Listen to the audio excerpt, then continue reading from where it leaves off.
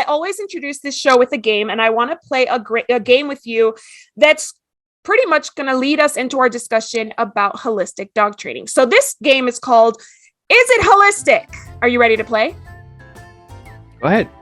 All right. So really, I actually don't know much about what makes something holistic dog training and what is not. I know a few things that are not, so I snuck them in here, but I'm really excited to learn more about what tools you use in holistic dog training. So here we go. First one, a vet visit before starting a training regimen. Is that considered a holistic dog training practice? Right. Yes, wonderful. Shock collars. Down. No. All right, using herbals in conjunction to training, is that considered holistic? Yes. But, there's a little but. Some herbals are to be considered under supervision with a professional. Just because it's herbal, just because it's holistic, we just don't pour it in a glass and drink it, kind of thing.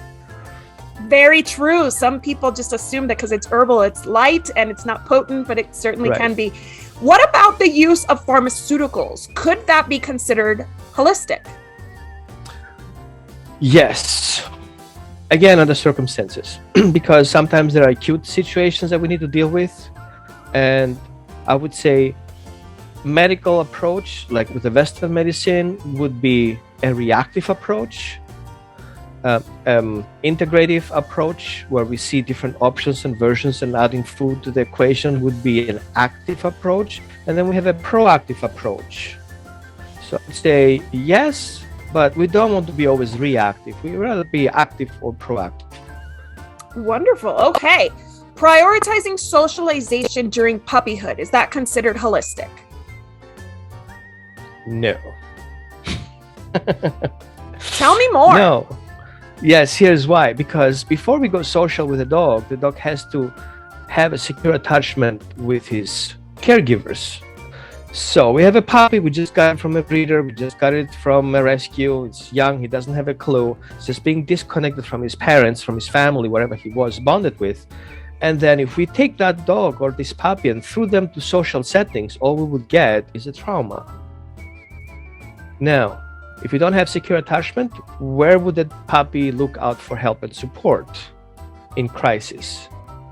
If you don't have that secure bond, the puppy is basically exposed to strangers in strangers' places, dealing with stranger situations. It's going to shut down pretty quickly. So we call it over-socializing. Too much of that causes basically negative emotions, and that we, in the future, will pop up at some point in different places we don't want. Aggression towards strangers, aggression to places, aggression to dogs, leash aggression, and you name it.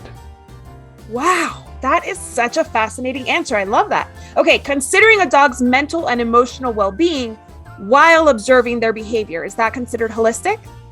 Yeah, of course. That's basically what we do. First of all, we need to understand a dog's mindset before we actually do anything. All right, perfect. Sending a dog to his crate when he's done something wrong. Holistic? 9. All right. Letting a dog sniff as much as he or she wants during walks. Is that holistic? Depending on what you're up to. If you want to go from point A to point B and get the job done, not really, because it's just somebody gets frustrated about it. Holistic means both have fun. So we can let the dog sniff, let him sniff. 1 second, 2 seconds, 3 seconds. Okay, let's move on. Let's go further down the road. However, sniffing is an entertainment for the dog. It's kind of reading the newspaper, having a coffee or a drink. So we have the puppy to have that enrichment. And of course, we have to have loose leash. So if we want to do it right, let the dog sniff, then let's move on and let's teach him, let's go to the next spot. And you become the source of that newspaper, next page kind of thing.